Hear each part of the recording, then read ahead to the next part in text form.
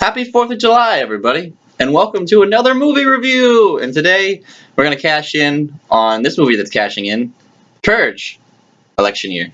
Purge, Election Year is the third Purge movie. The first one I didn't like, the second one I thought was just fine, so now let's talk about this one. This one essentially takes place that there's someone running, for president that wants to get rid of the Purge, and then he's opposing, like the government, and people are like, yo, we don't like that. We want to keep the Purge going because it lines our pocket and it makes us money. Things I like about this movie is actually a lot of fun. It keeps moving. There's never a part in this film where I felt like it was boring. But I will say on this end, it kind of feels like, I'd say, like an amusement park ride. Like you ride the ride, you're having a good time while you're riding it, but when you get off of it, you don't really think about it. It doesn't really impact your life at all. That's how this movie is. I saw it a couple days ago, and I haven't really thought about this movie whatsoever. But it was a fun time when I watched it. I think it'd be a fun time if it was, like, on cable.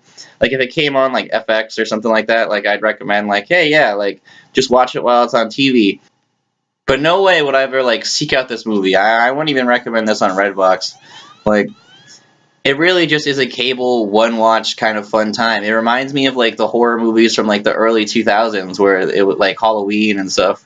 Like the remake, not the really good one from the 70s, like, where I could watch it on cable, and I could have a good time doing that, or, like, the 13th in Space, Jason X, like, I could watch that on cable, and I could have a good time, but no fucking way would I ever buy that on DVD or Blu-ray, or, like, seek that movie out. No fucking way.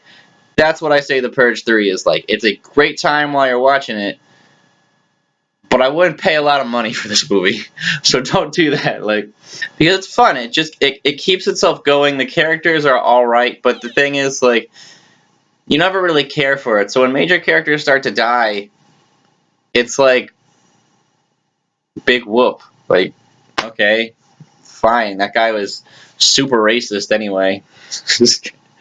And that's the problem I have with this movie too. Is the dialogue. It's so bad, but it's also kind of good, because if I was, like, in middle school, this was the dialogue that I'd be going up to, like, my friends and saying, like, where's my candy bar, bitch?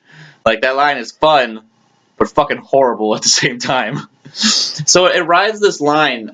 It's really hard to review for me, because there's nothing, like, offensively bad in this movie, but there's nothing, like, really great either. It's just it's just hitting that line of just, it's alright. Like, that's all I can say. The Purge 3 Election Year is fine.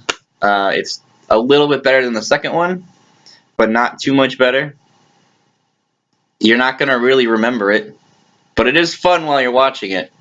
Frank Grillo is cool. The girl from Lost does a good job. Really all I have to say. I actually don't remember a lot about this movie. I know how bad that is. I saw it maybe 3-4 days ago, and I'm having a tough time remembering this movie. That's probably not good for it. The Election Year gets a 4 out of 10. But yeah, happy Independence Day, guys. I hope you guys are doing well. If you like my reviews and you want to see more, click like, subscribe, yada yada. A review from Ryan J will brighten your day. A glass of freedom.